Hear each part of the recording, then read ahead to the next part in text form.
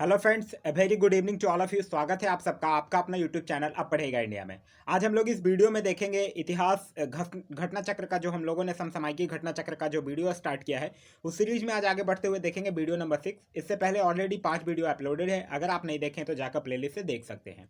यह घटना चक्र के बुक के क्वेश्चंस को लिया गया है क्योंकि आप लोगों को भी पता होगा कि घटना चक्र कितना ज़्यादा इंपॉर्टेंट है कोई भी एक दिवसीय एग्जाम्स के लिए।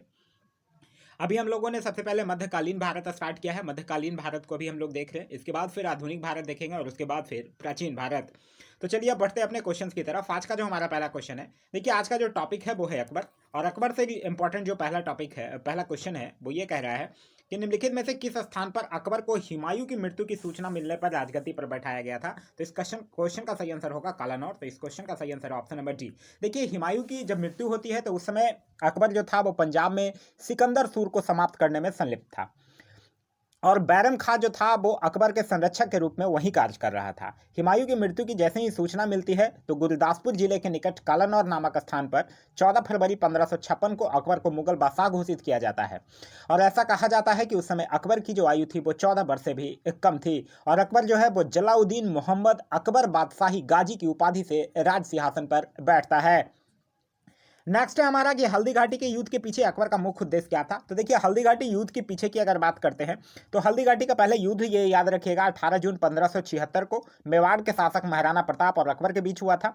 इसमें अकबर का जो मुख्य उद्देश्य था वो ये था कि राणा प्रताप को अपने अधीन लाना। तो इस क्वेश्चन का सही आंसर है ऑप्शन नंबर ए, राणा प्रताप को अपने अधीन लाना। इसमें राणा प्रताप जो है वो पराजित होता है और उसे अरावली की पहाड़ियों में शरण लेनी पड़ती है। नेक्स्ट है हमारा कि हल्दी घाटी का युद्ध किस वर्ष हुआ था। अभी हम लोगों ने देखा हल्दी घाटी का जो युद्ध है वो 18 जून 1576 को। तो इस क्वेश्चन का सही आंसर होगा ऑप्शन नंबर बी, 18 जून 1576। एक चीज और याद रखिएगा, हल्दी घाटी के युद्ध के समय कुल्लभगढ़ राणा प्रताप का राजधानी हुआ करता था। ये चीज याद रखिएगा, ये क्वेश्चन पूछा गया है कि हल्दी घाटी के युद्ध के समय राणा प्रताप की राजधानी कहाँ थी। तो आंसर होगा कुल्लभगढ़। नेक्स्ट है हमारा कि हल्दी घाटी के युद्ध में महाराणा प्रताप की सेना के सेनापति कौन थे। यहां क्वेश्चन पूछ रहा है महाराणा प्रताप के सेना के सेनापति, तब आपका आंसर हो जाएगा जो होगा हकीम खान। अगर यही आपसे पूछ दे कि मुगल सेना का नेतृत्व कौन कर रहा था, तो मुगल सेना का नेतृत्व जो है वो मान सिंह और आसफ खान के द्वारा किया गया था। नेक्स्ट है हमारा कि अकबर ने सर्वप्रथम वैवाहिक संबंध राजपूतों के जिस गृह से स्थापित किया था वो कौन था। तो ये कौन सा गृह था, कछवाहों से। तो इस क्वेश्चन का सही आंसर होगा ऑप्शन नंबर बी, कछवाहों से। देखिए अब बात है, अकबर जो था वो ख्वाजा मुइनुद्दीन चिश्ती की दरगाह की यात्रा हेतु जा रहा था। तो आमेर का जो राजा है जिसका नाम था बिहारीमल या जिसको भारमल के नाम से भी जाना जाता था, वो अकबर की सेवा में उपस्थित होता है और उसने अकबर की अधीनता को स्वीकार कर लेता है और अकबर के सामने एक प्रस्ताव रखता है कि उसकी जो ज्येष्ठ सबसे बड़ी पुत्री थी हरखाबाई, जिसको कि जोधाबाई के नाम से जाना जाता है, उसका विवाह करने का वो इच्छा व्यक्त करता है। अकबर जो है वो उस राजा के प्रस्ताव को स्वीकार कर लेता है और अजमेर से जब अकबर लौटते रहता है तो उसने जो अकबर था वो राजा बिहारी मल की पुत्री से विवाह कर लेता है। नेक्स्ट है हमारा कि निम्नलिखित में से किस परिवार ने सर्वप्रथम अकबर के साथ वैवाहिक संबंध स्थापित किया था। तो अभी हम लोगों ने देखा कछवाहा। तो इस क्वेश्चन का सही आंसर होगा ऑप्शन नंबर सी। नेक्स्ट हमारा किस चिश्ती संत के दरगाह पर अकबर जो है वो दर्शन हेतु अधिक जाता था। तो ये जाता था मोइनुद्दीन चिश्ती के दरगाह पर। तो इस क्वेश्चन का सही आंसर होगा option number A, Khwaja Moinuddin Chishti. Khwaja Moinuddin Chishti जो था उनका अजमेर पे दरगाह था और वहीं दर्शन के लिए अकबर जो है वो हमेशा जाया करता था। एक चीज़ और याद रखिएगा, इनके अलावा अकबर जो था वो अकबर के समकालीन जो सूफी संत थे शेख सलीम चिश्ती, उसके दर्शन हेतु भी अक्सर सिकरी भी जाया करता था, फतेहपुर सिकरी। तो ये दोनों नाम याद रखिएगा। यहाँ से एक चीज़ और इम्पॉर्टेंट है वो याद रखने लायक, वो ये है कि याद रखिएगा कि अकबर अपने पुत्र का नाम जो है वो सलीम रखा था और सूफी संत जो थे शेख सलीम चिश्ती उन्हीं के नाम पे रखा था। क्लियर है। चलिए नेक्स्ट है हमारा निम्नलिखित में से किसे अकबर ने स्वयं मारा था। तो अकबर स्वयं किसको मारा था, अधम खां को। तो इस क्वेश्चन का जो सही आंसर होगा वो होगा ऑप्शन नंबर ए, अधम खां। अकबर जो था वो अधम खां को 1562 में स्वयं मारा था क्योंकि अधम खां जो था वो अकबर के प्रधानमंत्री उतगा खां की हत्या कर दी थी। नेक्स्ट हमारा राजपुताना के निम्न राज्यों में से किस एक ने अकबर की संप्रभुता स्वयं स्वीकार नहीं की थी। तो मेवाड़ ने नहीं किया था। तो इस क्वेश्चन का सही आंसर होगा ऑप्शन नंबर बी, मेवाड़। देखिए मेवाड़ राज्य जो था वो अकबर की संप्रभुता स्वयं स्वीकार नहीं किया था। वहाँ के जो शासक थे राणा प्रताप, वो लंबे समय तक मुगलों से लड़ाई करते हैं। फिर राणा प्रताप की जैसी मृत्यु होती है तो उसके पुत्र जो था राणा अमर सिंह, वो भी लड़ाई करता है और फिर राणा अमर सिंह जो कि राणा प्रताप का पुत्र था वो 1615 में जहांगीर से संधि कर लेता है। ये भी याद रखिएगा। नेक्स्ट हमारा, किस राजपूत शासक ने मुगलों के विरुद्ध निरंतर स्वतंत्रता का संघर्ष जारी रखा और अपना समर्पण नहीं किया? तो ये मारवाड़ के रामचंद्र सेन। तो इस क्वेश्चन का सही आंसर होगा option number B. Maharana Pratap जैसे थे, महाराणा प्रताप के भांति ही इसने मुगलों से निरंतर संघर्ष किया और समर्पण नहीं किया था। नेक्स्ट हमारा, अकबर के समय युद्ध करने वाली दुर्गावती कहाँ की रानी थी? तो दुर्गावती कहाँ की रानी थी? मंडला की। तो इस क्वेश्चन का सही आंसर होगा ऑप्शन नंबर ए, मंडला। देखिए, जब बात है 1564 की, जब 1564 में अकबर जो था वो कड़ा और पूर्वी प्रदेशों के शासक आसफ खां को गोंडवाना राज्य जीतने के लिए भेजा था। लेकिन उस राज्य में मोटे तौर पे देखा जाए तो मध्य प्रदेश के उत्तरी हिस्से में वो राज्य पड़ता था और वहाँ का राजा था वीर नारायण, जो कि काफ़ी कम उम्र का था। लेकिन उसकी माँ थी दुर्गावती। ठीक है, वीर नारायण जो था उसी की माँ थी ये दुर्गावती, और यही दुर्गावती जो थी वही योग्यता पूर्वक शासन करती थी। और यही दुर्गावती जो थी वो वीरता पूर्वक शाही दल का विरोध किया था। परंतु गढ़ एवं मंडला में, जो कि वर्तमान अभी जबलपुर मध्य प्रदेश में स्थित है, इनके बीच युद्ध हुआ था और वहां ये पराजित हो गई थी। नेक्स्ट है हमारा कि अबुल फजल की मृत्यु इनमें से किसके कारण हुई थी? तो अबुल फजल की जो मृत्यु है वो शहजादा सलीम के कारण हुई थी। सलीम कौन था? अभी हम लोगों ने देखा, अकबर का पुत्र का नाम था सलीम, जो कि बाद में जाके जहांगीर बनता है। अबुल फजल की अगर आप बात कीजिएगा तो जब सलीम जो था वो विद्रोह कर देता है और इलाहाबाद में स्वतंत्र शासक की तरह व्यवहार करना शुरू कर देता है, तब जो अकबर था वो 1602 ईस्वी में दक्षिण से अपने मित्र अबुल फजल को बुलाता है और सलीम के इशारे से ओरछा का एक सरदार था जिसका नाम था बीर सिंह देव, उसने ही मार्ग में ही, मतलब रास्ते में ही अबुल फजल की हत्या कर देती है। और जहांगीर, जब ये सलीम जो है वो बाद में जब जाके आगे राजा बनता है, तो ये बीर सिंह देव जो कि अबुल फजल की हत्या करता है, उसको 3000 का मनसब भी प्रदान किया था। नेक्स्ट है हमारा कि निम्न तथ्यों में से कौन तथ्य ऐसा है जो अकबर को राष्ट्रीय सम्राट सिद्ध करने में सहायक नहीं है? अकबर ने इस्लाम धर्म को त्याग किया, ये गलत है। अकबर जो था वो इस्लाम धर्म को त्याग नहीं किया था। लेकिन हाँ, एक चीज तो ये याद रखिएगा कि अकबर ऐसा पहला मुस्लिम शासक था जिसको इस बात का जरूर अनुभव था कि वो मुगल साम्राज्य की सुदृढ़ता के लिए भारत की बहुसंख्यक हिंदू जनता का सहयोग प्राप्त करना आवश्यक समझता था। मतलब अकबर ये जानता था कि अगर आप मुगल साम्राज्य को मजबूत बनाना चाहते हैं तो हिंदू, जो कि बहुसंख्यक हैं, उनका सहयोग प्राप्त करना बहुत जरूरी है। और अकबर जो था वो इसी के कारण हिंदू मुस्लिम समुदायों को राष्ट्रीय एकता के सूत्र में बांधने का भी बहुत प्रयास किया था। तो ये तो गलत है कि अकबर ने इस्लाम धर्म को त्याग दिया था। प्रशासनीय एकता और कानूनों में एकरूपता के लिए उसको बिल्कुल जाना जाता था। अकबर द्वारा सांस्कृतिक एकता का प्रयत्न ये भी जाना जाता था और अकबर की धार्मिक नीति ये भी जाना जाता था। नेक्स्ट हमारा, अकबर की लोकप्रिय के कारण क्या थे? अकबर की लोकप्रिय के अगर कारण की बात कीजिएगा तो मनसबदारी प्रथा भी था, भू राजस्व व्यवस्था भी था, धार्मिक नीति भी था और सामाजिक सुधार भी था। तो इस क्वेश्चन का सही आंसर होगा ऑप्शन नंबर डी, ए, बी और सी, डी चारों क्या है वो अकबर की लोकप्रियता के कारण है। एक चीज आप यहाँ पे याद रखिएगा कि अकबर जो था वो 1562 में दास प्रथा लागू करता है, ठीक है, और 1563 में तीर्थ यात्रा करता है और 1564 में जजिया कर को समाप्त करता है। 1562 में दास प्रथा को समाप्त करना, 1563 में तीर्थ यात्रा कर को समाप्त करना और 1564 में जजिया कर को समाप्त करना।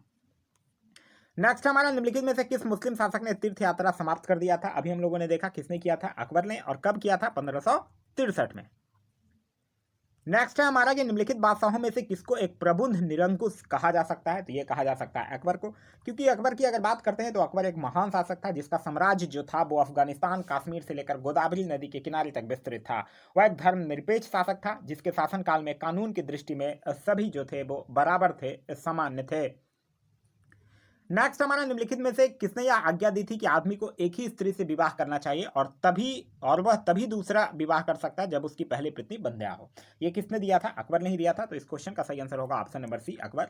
अकबर जो था वो हिंदू विधवाओं को पूर्ण विवाह करने का अधिकार भी दे दिया था और बलपूर्वक स्त्रियों के सती होने पर भी रोक लगा दिया था।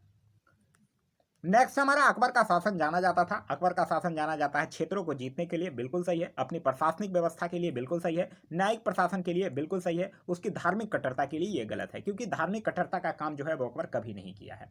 अकबर जो था वो धार्मिक कट्टर नहीं था बल्कि धार्मिक उदार था, उसके लिए जाना जाता था, धार्मिक उदार के लिए। इसके द्वारा प्रतिपादित एक सुलह कुल की नीति आप लोग पढ़े होंगे, वो इसका एक सबसे अच्छा उदाहरण है। नेक्स्ट है हमारा कि अकबर के शासनकाल में पूर्ण गठित केंद्रीय प्रशासन तंत्र के अंतर्गत सैनिक विभाग का प्रमुख कौन होता था? तो सैनिक विभाग का प्रमुख होता था मीर बख्शी। तो इस क्वेश्चन का सही आंसर होगा option number B, Mir Bakhshi. Mir Bakhshi जो था वो मनसबदारों की सूची रखता था तथा उसे बादशाह अकबर के समक्ष प्रस्तुत करता था। साथ ही साथ सैनिकों की भर्ती, उनके शस्त्रों की व्यवस्था, सैनिकों के निरीक्षण, ये सब जो काम था वो मीर बख्शी के अंतर्गत होता था। नेक्स्ट हमारा अकबरकालीन सैन्य व्यवस्था आधारित थी। अकबरकालीन सैन्य व्यवस्था जो थी वो मनसबदारी पर आधारित थी। 1575 की अगर आप बात कीजिएगा तो 1575 ईस्वी में अकबर जो था वो मनसबदारी व्यवस्था के आधार पर सैनिक संगठित किया था। मनसबदार का अर्थ का मतलब मनसबदार का जो अर्थ था वो ये था कि ऐसा अधिकारी जिसने शाही सेना में एक पद या श्रेणी प्राप्त किया लिया हो उसको मनसबदार कहा जाता था। और अकबर की मनसबदारी व्यवस्था जो थी वो दशमलव प्रणाली पर आधारित थी, ये भी याद रखिएगा। साथ ही साथ मनसबदारी में 3 इसके टाइप थे। 10 से लेकर 500 तक मनसब प्राप्त करने वाले को मनसबदार कहा जाता था। 500 से लेकर 2500 तक मनसब प्राप्त करने वाले को उमरा कहा जाता था। और 2500 से ऊपर तक के मनसब प्राप्त करने वाले को अमीर आजम कहा जाता था। नेक्स्ट है हमारा कि अकबर द्वारा दीवान का पूर्ण रूपेण दर्जा दिए जाने वाला वह प्रथम व्यक्ति कौन था? तो वो था मुजफ्फर खां तुर्बती। तो इस क्वेश्चन का सही आंसर होगा ऑप्शन नंबर सी। देखिए दीवान का मतलब क्या होता था वो समझ लीजिए। दीवान जो होता था वो प्रांतीय राजस्व का प्रधान होता था जो कि सीधे शाही दीवान के प्रति जवाबदेह होता था। दीवान जो शब्द है वो फारसी भाषा का है। नेक्स्ट हमारा अकबर ने जिन मनसबदारी प्रणाली को लागू किया वह किस देश में प्रचलित प्रणाली से उधार ली गई है? तो यह मंगोलिया से। तो इस क्वेश्चन का सही आंसर होगा ऑप्शन नंबर सी, मंगोलिया से। देखिए मुगल में जो मनसबदारी प्रणाली थी वो मध्य एशिया से ही ली गई थी। मनसबदारी में जो सैन्य विभाजन जो था वो चंगेज खान के नेतृत्व में मंगोल सेना में किया गया था। नेक्स्ट हमारा जाप्ती प्रणाली किसकी उपज थी? देखिए जाप्ती प्रणाली की अगर बात कीजिएगा तो ये अकबर की ही उपज थी। तो इस क्वेश्चन का सही आंसर होगा ऑप्शन नंबर डी, अकबर की। और जाप्ती प्रणाली थी क्या? ये एक्चुअली भू राजस्व वसूली के लिए एक प्रचलन हुआ था इसका। नेक्स्ट हमारा टोडरमल ने किस क्षेत्र में ख्याति अर्जित की थी? तो टोडरमल जो था वो भू राजस्व के क्षेत्र में। तो इस क्वेश्चन का सही आंसर होगा ऑप्शन नंबर बी, भू राजस्व के क्षेत्र में अकबर के ये दीवान थे टोडरमल। और इन्होंने 1580 ईस्वी में एक 10 साल बंदोबस्त व्यवस्था लागू की थी जिसको कि टोडरमल बंदोबस्त के नाम से भी जानते थे। इस प्रणाली में होता क्या था कि इस प्रणाली के अंतर्गत अलग अलग फसलों के पिछले 10 वर्ष के उत्पादन और उसी समय के उनके प्रचलित मूल्यों का औसत निकालकर उस औसत का 1/3 हिस्सा जो था वो राजस्व के रूप में वसूला जाता था। नेक्स्ट है हमारा कि इनमें से किस कर व्यवस्था के बंदोबस्त को भी किस कर व्यवस्था को बंदोबस्त व्यवस्था के नाम से भी जाना जाता था? तो ये दसाला होगा क्योंकि भू राजस्व व्यवस्था की एक होती थी दसाला पद्धति जिसको कि बंदोबस्त व्यवस्था के नाम से भी जाना जाता था। नेक्स्ट है हमारा कि टोडरमल संबंधित थे। देखिए टोडरमल संबंधित है तो टोडरमल किससे संबंधित है? मालगुजारी सुधारों से। तो इस क्वेश्चन का सही आंसर होगा ऑप्शन नंबर बी, मालगुजारी सुधारों से। नेक्स्ट हमारा भू राजस्व प्रशासन के क्षेत्र में शेरशाह एवं अकबर के मध्य निम्नलिखित में से कौन जो था वो नैरत्न की कड़ी थी? तो ये कौन था? टोडरमल थे। तो इस क्वेश्चन का सही आंसर होगा option number B, Todarmal. Next हमारा अकबर ने दीन इलाही किस वर्ष में प्रारंभ किया था? तो अकबर जो था वो दीन इलाही 1582 में। तो इस क्वेश्चन का सही आंसर होगा ऑप्शन नंबर डी, दीन इलाही। देखिए दीन इलाही की अगर आप बात कीजिएगा तो यह वास्तव में सूफी विचार पर आधारित एक पद्धति थी जिसको नवीन संप्रदाय इसका जो प्रधान पुरोहित हुआ करता था वो अबुल फजल था। और हिंदुओं में याद रखिएगा केवल बीरबल ही एक ऐसा था जो इसको स्वीकार किया था। बीरबल ही मतलब मान लीजिए कि शुरू भी यही था और आखिरी भी यही था। ठीक है। नेक्स्ट हमारा दीन इलाही का प्रचार किस शासक ने किया था? तो दीन इलाही का प्रचार जो है वो अकबर के द्वारा किया गया था। नेक्स्ट हमारा किस इतिहासकार ने दीन इलाही को एक धर्म कहा? अबुल फजल ने नहीं, अब्दुल कादर बदौनी ने नहीं, निजामुद्दीन नहीं। तो सही आंसर होगा इनमें से कोई नहीं। देखिए उस इतिहासकार का नाम था मोहसिन फानी। याद रखिएगा कभी एग्जाम में पूछा जा सकता है। मोहसिन फानी इतिहासकार थे। ये जहांगीर के समकालीन हुआ करते थे और इन्होंने ही इनकी एक रचना थी दबिस्तान ए मजाहिब और उसी में इसने पहली बार दीन इलाही को एक स्वतंत्र धर्म के रूप में उल्लेख किया था। लेकिन ऐसे अगर देखा जाए तो दीन इलाही जो था वो कोई धर्म नहीं था, यह एक सूफी मत था। नेक्स्ट हमारे इबादत खाने का निर्माण किसने करवाया? इबादत खाने का निर्माण जो है वो अकबर के द्वारा करवाया गया। तो इस क्वेश्चन का सही आंसर होगा ऑप्शन नंबर सी, अकबर के द्वारा। और ये इबादत खाना होता क्या था? इसमें धार्मिक चर्चा और विचार विमर्श करने के लिए इसको बनाया गया था। और कब? 1575 में फतेहपुर सीकरी में इबादत खाने का निर्माण का आदेश जो है वो अकबर के द्वारा दिया जाता है। फिर 1578 ईस्वी में अकबर जो है वो सभी धर्म के लोगों के लिए इबादत खाना का द्वार जो है वो खोल देता है। फिर अकबर जो है वो 1579 में समस्त धार्मिक मामलों को अपने हाथों में लेने के लिए महजरनामा जारी करवाता है, जिसने उसे धर्म के मामले में सर्वोच्च बना दिया है। नेक्स्ट है हमारा फतेहपुर सिकरी का इबादत खाना क्या था। तो फतेहपुर सिकरी का इबादत खाना अभी हम लोगों ने देखा क्या था, वो एक धार्मिक चर्चा और विचार विमर्श का स्थान था, जिसको कि 1575 में उसकी स्थापना की गई थी। तो इसका सही आंसर होगा ऑप्शन नंबर सी, वह भवन जिसमें विभिन्न धर्मों के विद्वानों के साथ अकबर जो था वो चर्चा करता था। एक चीज यहाँ देखिएगा, याद रखिएगा, इबादत खाने की स्थापना अगर आपसे कोई पूछता है तब आपका आंसर हो जाएगा 1575। सभी धर्मों के लिए कब खोल दिया गया था, तो 1578। लेकिन अगर फतेहपुर सिकरी की बात होती है तो याद रखिएगा, फतेहपुर सिकरी की स्थापना जो है वो कब होती है, तो 1571 में। अब 1571 में ही राजधानी जो है वो आगरा से फतेहपुर सिकरी स्थानांतरित किया जाता है। नेक्स्ट है हमारा, निम्नलिखित इमारतों में से कौन सी इमारत जो है वो शान फतेहपुर कही जाती है। शान फतेहपुर कहा जाता है जामा मस्जिद। तो इस क्वेश्चन का सही आंसर होगा ऑप्शन नंबर सी, जामा मस्जिद। देखिए फतेहपुर सिकरी की अगर बात करते हैं तो फतेहपुर सिकरी में बहुत सारे स्मारक हैं, जैसे जामा मस्जिद, बुलंद दरवाजा, पंचमहल, शेख सलीम चिश्ती का मकबरा, ये सब जो है वो फतेहपुर सिकरी में स्थित है। और जामा मस्जिद से याद रखिएगा, इसे शान फतेहपुर या शान सिकरी के नाम से जाना जाता है। नेक्स्ट हमारा, कौन सा स्मारक जो है वो फतेहपुर सिकरी में नहीं है। स्वर्ण महल है, जोधाबाई का महल भी है, पंचमहल भी है, अकबरी महल नहीं है, क्योंकि अकबरी महल कहाँ है, आगरा में स्थित है, याद रखिएगा।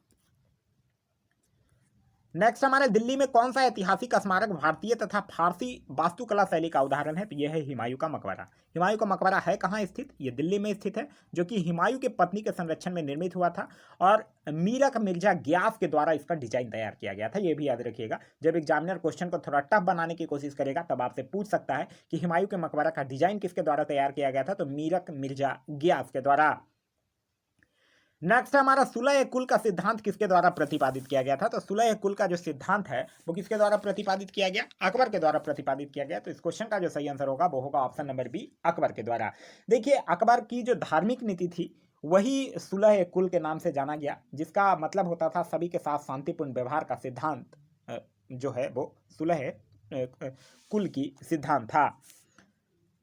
नेक्स्ट है हमारा कि अकबर द्वारा अपनाई गई सुलह कुल सार्वभौम शांति एवं भाईचारा की अवधारणा निम्नलिखित में से किस पर आधारित थी। तो ये किस पर आधारित थी, राजनीतिक उदारता बिल्कुल, धार्मिक सहनशीलता बिल्कुल, उदारवादी सांस्कृतिक दृष्टिकोण ये बिल्कुल। तो इस क्वेश्चन का सही आंसर होगा ऑप्शन नंबर डी, उपरोक्त सभी।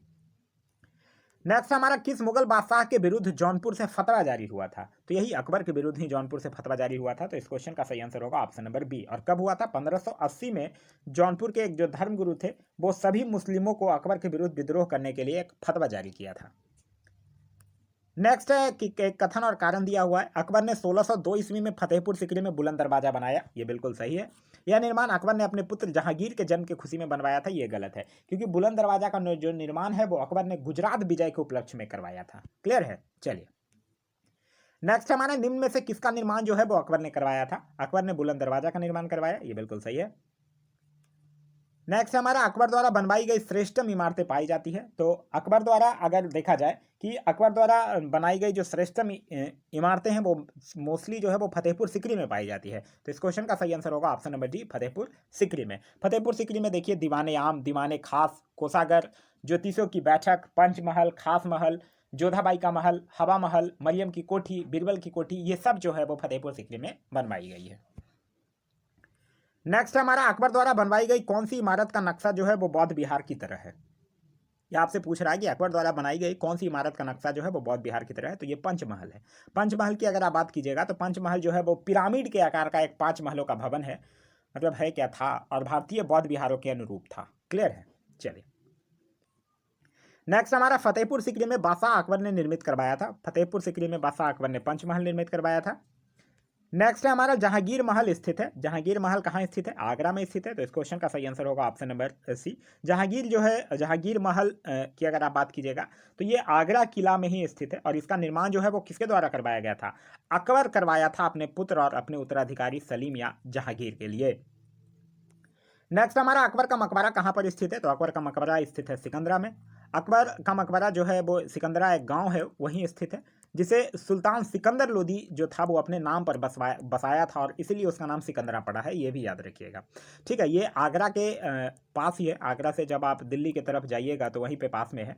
और इसकी निर्माण की जो योजना है वो अकबर के द्वारा बनवाई गई थी, लेकिन इसका निर्माण जो है, मतलब अकबर के मकबरा का निर्माण जो है वो 1613 में जहांगीर के द्वारा करवाया गया था। नेक्स्ट है हमारा कि सूची 1 और सूची 2 को सम्मिलित करने के लिए कह रहा है। एक साइड सम्राट के नाम दिए हुए हैं, दूसरे साइड मकबरा है। तो अगर देखिए एक साइड सम्राट के नाम है, दूसरे साइड मकबरा है, तो बाबर किसके साथ मैच करेगा? बाबर काबुल के साथ मैच करेगा। दूसरे है पे है अकबर। अकबर का भी हम लोगों ने देखा सिकंदरा के साथ मैच करेगा। जहांगीर का लाहौर के साथ मैच करेगा और शाहजहां का आगरा के साथ मैच करेगा। नेक्स्ट कह रहा है कि मुगल शासक को सूची 2 यानी मकबरे के स्थान से कूट करके, एक साइड मुगल शासक दिए हुए हैं, दूसरे साइड मकबरे का स्थान दिया हुआ है। देखिए अगर आप लोग बात करते हैं बाबर की, तो बाबर मैच करेगा काबुल के साथ। हुमायूं की बात कीजिएगा तो दिल्ली के साथ। अकबर की बात कीजिएगा तो सिकंदरा के साथ। और जहांगीर का बात कीजिएगा तो लाहौर के साथ मैच करेगा। नेक्स्ट है हमारा अकबर के काल में महाभारत का फारसी अनुवाद जिसके निर्देशन में हुआ था वो है।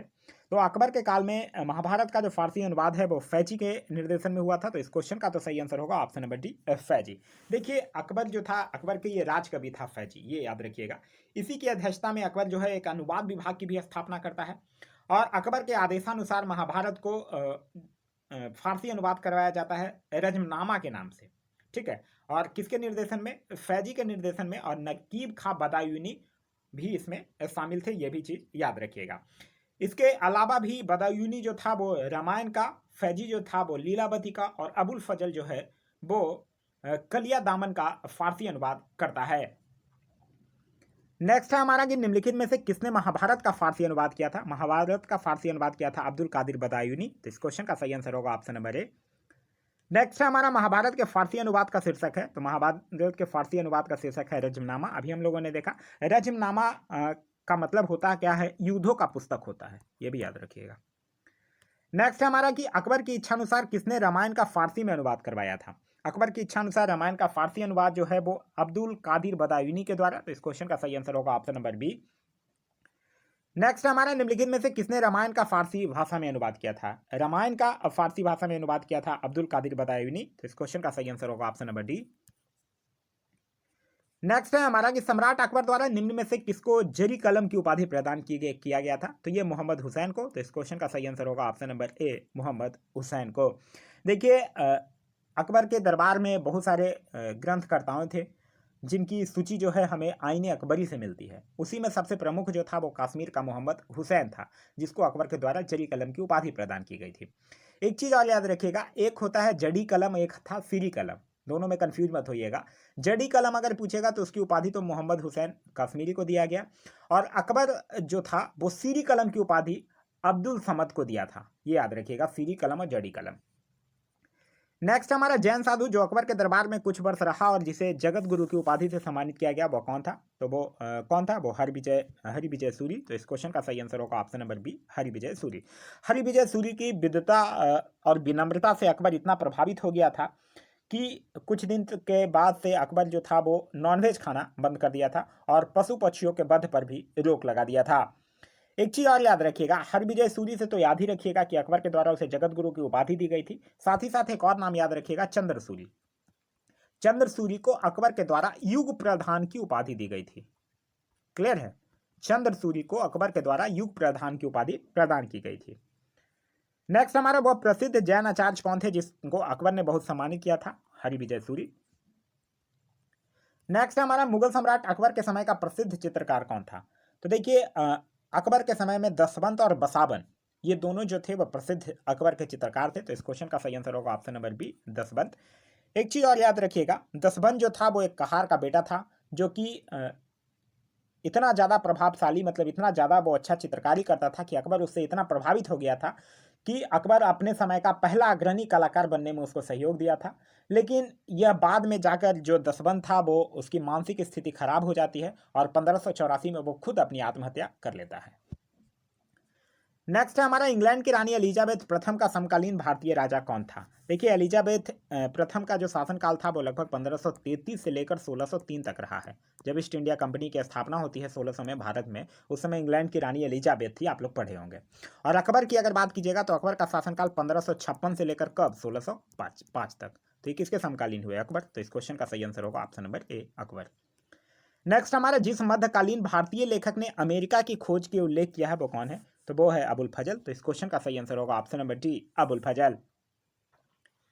नेक्स्ट हमारा अकबर के दरबार में आने वाला पहला अंग्रेज व्यक्ति कौन था? अकबर के दरबार में आने वाला पहला अंग्रेज व्यक्ति था रॉल्फ फिंच। तो इस क्वेश्चन का सही आंसर होगा option number A. Ralph Fitch जो था वो फतेहपुर सिकरी आया था और आगरा आया था।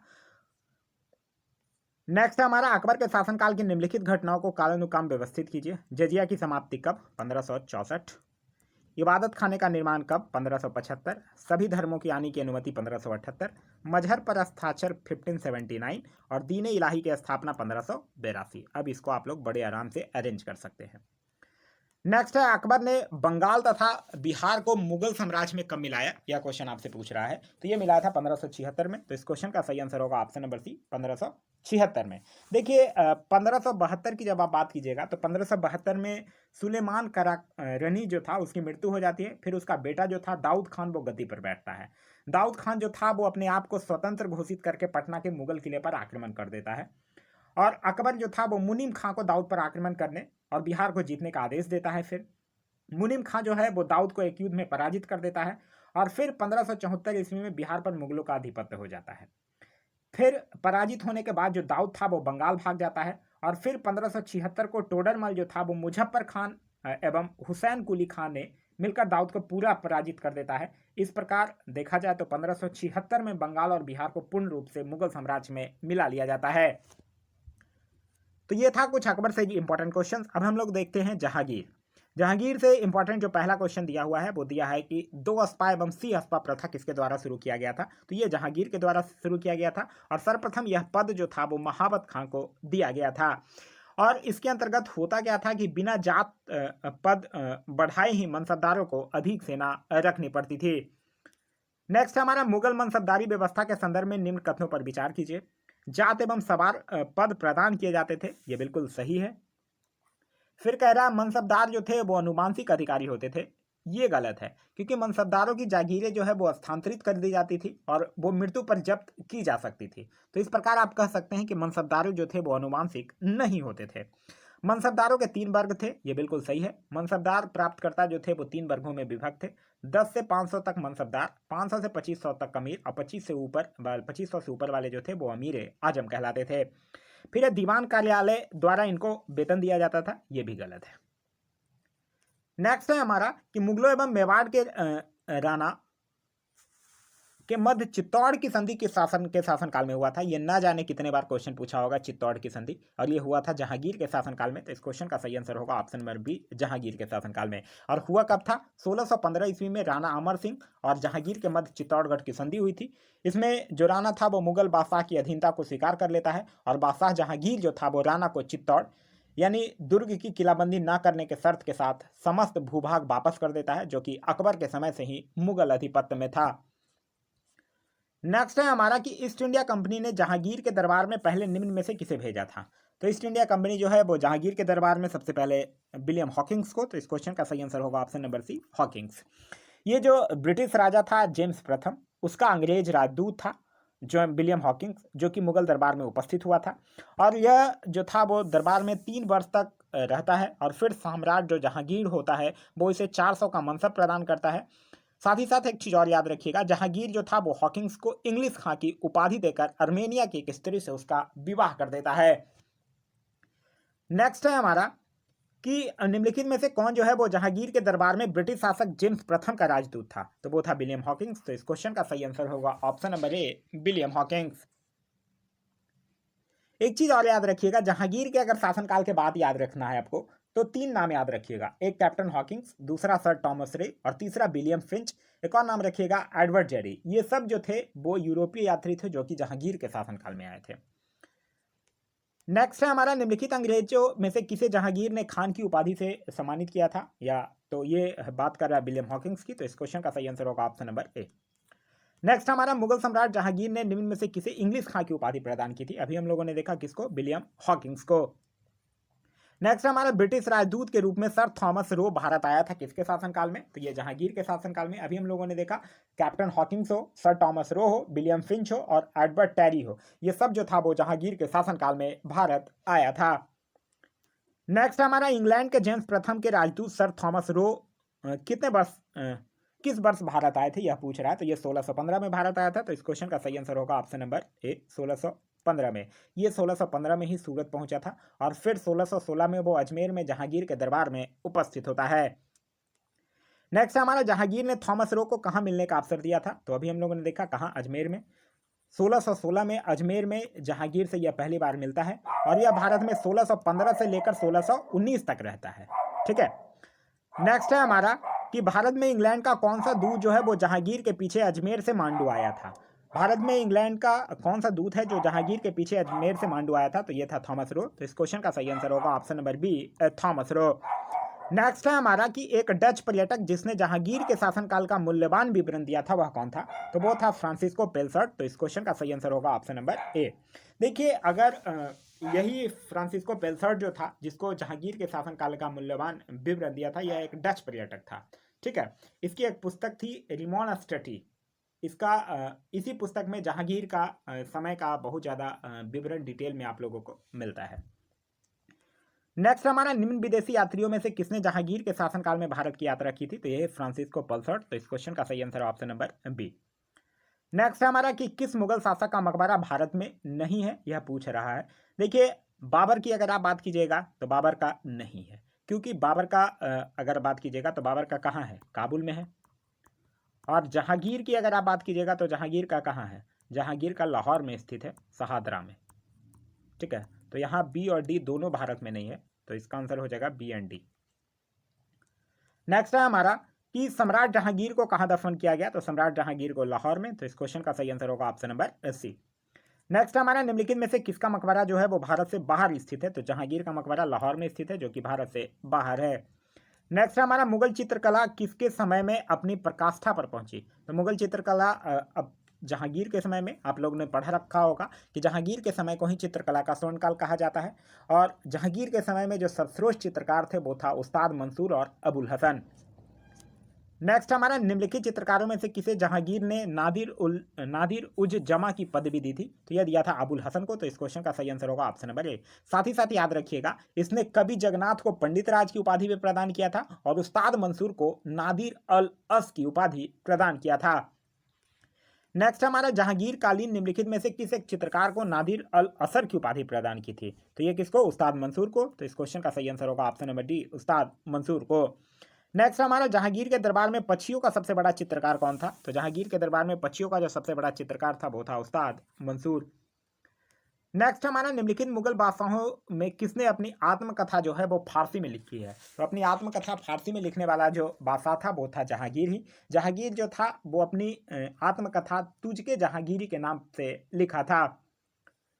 नेक्स्ट हमारा अबुल फजल के हत्यारे को पुरस्कृत किया था, तो किसने, जहांगीर ने।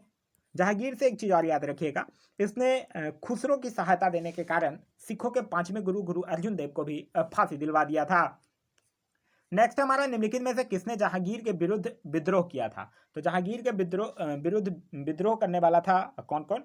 देखिए, अगर ऐसे आप देखिएगा तो खुर्रम था ही, खुसरो भी था, ठीक है, और महाबत खान भी था। तो ये तीनों जो था वो जहांगीर के, ये खुसरो जो था वो जहांगीर का सबसे बड़ा बेटा था, जो कि जहांगीर के गद्दी पर बैठने के साथ ही उसके साथ विद्रोह करने लगता है। महाबत खान की अगर बात करते हैं तो ये 1626 में जहांगीर के विरुद्ध विद्रोह करता है। तो ये दूसरा, तीसरा, चौथा आसफ खान नहीं करता है। तो इस क्वेश्चन का सही आंसर होगा ऑप्शन नंबर डी, दूसरा, तीसरा और चौथा। नेक्स्ट है हमारा कि खुसरो किस मुगल बादशाह का पुत्र था? तो अभी हम लोगों ने देखा खुसरो जहांगीर का सबसे बड़ा बेटा था। तो इस क्वेश्चन का सही आंसर होगा ऑप्शन नंबर बी, जहांगीर। और ये जो जहांगीर की राजपूत पत्नी थी जिसका नाम था मानबाई, उसी का ये बेटा था खुसरो। और एक चीज याद रखिएगा, ये जो था वो अपने मामा मान सिंह और अपना ससुर जो इसका हुआ होता था मिर्जा अजी कोका जिसका नाम था, उसी के सह पर ये जहांगीर के विरोध विद्रोह कर दिया था। नेक्स्ट हमारा निम्न में से कौन जो है वो नूर जहां के गुट के सदस्य नहीं था? तो नूर जहां के गुट का सदस्य जहांगीर ही नहीं था, क्योंकि जहांगीर से जैसे ही विवाह होता है नूर जहां का नवरोज त्यौहार में जहांगीर देखता है, उसके बाद उससे शादी कर लेता है।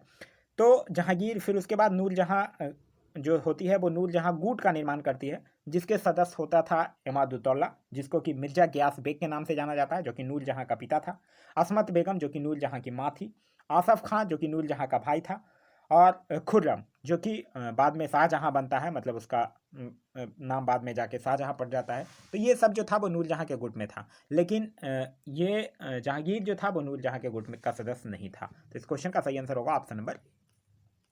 नेक्स्ट हमारा इमादुद्दौला का मकबरा अकबर आगरा में किसने बनवाया था? इमादुद्दौला था कौन? ये मिर्जा गियास बेग था, जो कि नूरजहां का पिता था। तो बनवाई भी कौन थी? नूरजहां ही बनवाई थी। नेक्स्ट हमारा सूची 1 और सूची 2 को सुमेलित करने के लिए कह रहा है। एक साइड निर्माता और दूसरे साइड स्मारक के नाम दिए हैं। बाबर जमा मस्जिद के साथ मैच करेगा, हिमायुद्दीन पनाह के साथ, अकबर जहांगीरी महल के साथ, और जहांगीर अकबर के मकबरे को पूर्ण करवाने के साथ। तो ये सामने सामने ही लिखा हुआ है। नेक्स्ट हमारा गोविंद महल, जो कि हिंदू वास्तुकला का अपीडतम उदाहरण है, स्थित है। कहाँ स्थित है? ये दतिया में स्थित है। दतिया है कहाँ? ये एमपी में स्थित है, मध्य प्रदेश में। ठीक है। और इसका निर्माण जो है वो 1614 ईस्वी में राजा बीर सिंह देव के द्वारा पत्थरों से करवाया गया था।